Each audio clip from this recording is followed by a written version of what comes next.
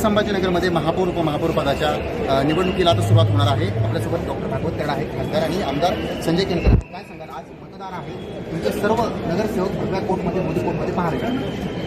छत्रपती संभाजीनगर महानगरपालिकेच्या महापौर आणि उपमहापौर पदाची निवडणूक आज आहे।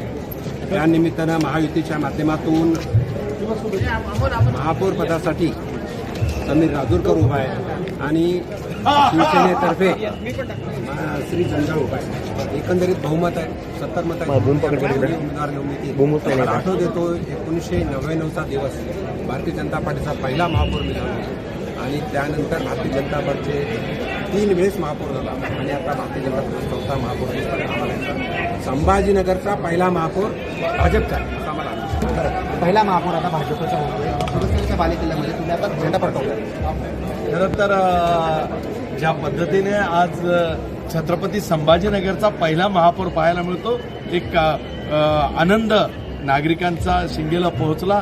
निश्चितपणे गोपीनाथ मुंडेंची जे स्वप्न होतं ते देवेंद्रजीच्या खऱ्या अर्थाने देवेंद्रजीनं ते साकार करून दाखवलं आणि त्याचाच आनंद आज आम्ही उपभोगतोय। बरं, नक्कीच आपण पाहतो आता हे दोनही नेते या ठिकाणी खेळ घालून तर तयारच आहेत। आज जी महापौर पदाची निवडणूक होती, उपमहापौर पदाची निवडणूक होतीये, तर एकीकडे आता भाजपचा महापौर या महानगरपालिकेवर असणार आहे। सचिन बडे, लोकशाही मराठी, छत्रपती संभाजीनगर।